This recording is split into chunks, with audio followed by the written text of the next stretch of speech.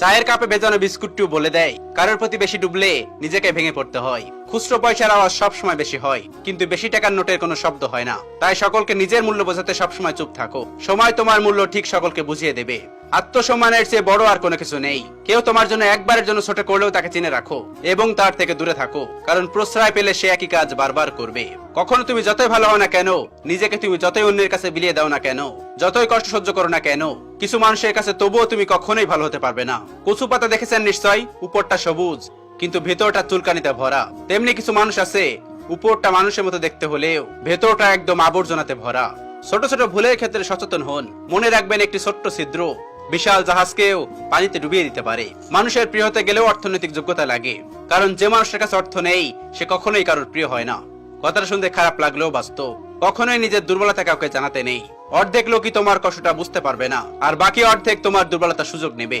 নিজের শরীরকে প্রয়োজনের চেয়ে বেশি সাজিও না, কারণ সে তো মাটির সাথে মিশে যাবে। সাজাতে হলে চরিত্রকে সাজাও, কারণ মৃত্যুর পর মানুষ তোমাকে স্মরণ করবে। সুন্দর হওয়া মানে একটা অসাধারণ মুখমণ্ডলের পরিস্থিতি বোঝায় না। সৌন্দর্য মানে একটা অসাধারণ মন, একটা অসাধারণ হৃদয়, আর একটা অসাধারণ আত্মা। যার কাছে তিনটা জিনিস আছে সেই প্রকৃত সুন্দর। ভুল ট্রেনে যদি উঠেই পড়ো, পরের স্টেশনে নেমে যাও, কারণ ট্রেন যত দূরে যাবে তোমার ফেরার কষ্ট তত বেশি হবে। জীবন মোমবাতি নয় তবুও নিভে যায়, জীবনটা আয়না নয় তবু ভেঙে যায়, স্বপ্নগুলো পাখি নয় তবু উড়ে যায়, মানুষ আবহাওয়া নয় তবুও সময়ের সাথে বদলে যায়। কাউকে জীবন থেকে সরিয়ে দেওয়ার প্রথম লক্ষণ হলো কথা না বলা। কাউকে জীবন থেকে সরিয়ে দেওয়ার দ্বিতীয় লক্ষণ ব্যস্ত আছি, পরে কথা বলছি। আর এরপরে অজুহাতের শেষ থাকে না। জীবনে দুই ধরনের মানুষের কাছ থেকে দূরে থাকো। নাম্বার 1 ব্যস্ত মানুষ, আর নাম্বার 2 স্বার্থপর মানুষ। কারণ ব্যস্ত মানুষ তার ইচ্ছা মতো তোমার সাথে কথা বলবে, আর স্বার্থপর মানুষ শুধুমাত্র তার দরকারে তোমার সাথে কথা বলবে। সবাইকে বিশ্বাস করলে বিশ্বাস কথাটি মূল্যহীন হয়ে যায়। শেক্সপিয়ার বলেছেন, তুমি যা দেখাও তার চেয়ে তোমার বেশি থাকা উচিত, যা তুমি জানো তার চেয়ে তোমার কম বলা উচিত। ক্ষমা তাকেই করো যে ভুল করেছে, কিন্তু ক্ষমা তাকে করো না যে বেঈমানি করেছে। সত্যের পথে চলতে কষ্ট হয় ঠিকই, তবে একটা সুবিধা থাকে, এই পথে সবার যাওয়ার সাহস থাকে না। শারীরিক সৌন্দর্য নিয়ে কখনোই গর্ব করবেন না, কারণ তা আপনার সৃষ্টি নয়। বংশ নিয়েও গর্ব করবেন না, কারণ সেটি আপনি নির্বাচন করেননি। গর্ব করবেন উন্নত চরিত্র নিয়ে, যা নিজে গঠন করেছেন। মানুষ অন্যের দোষ দেখলে বিচারপতি হয়ে যায়, আর নিজের দোষ ঢাকার জন্য উকিল হয়ে যায়। সাপ তার বিষ নিজের দাঁতে রাখে, কুকুর তার বিষ জিভে রাখে, কাকড়া বিষে তার বিষ লেজে রাখে, কিন্তু মানুষ একমাত্র প্রাণী যে তার বিষ নিজের অন্তরে রাখে। কখন কার দরজায় কাকে দাঁড়াতে হয় তা সৃষ্টিকর্তাই ভালো জানেন। অতএব কোনো মানুষের সাথে অমনুষ্যের মতো আচরণ করা উচিত নয়। যৌবনে কাক সুন্দরী, শ্রাবণে নদীও কুমারী।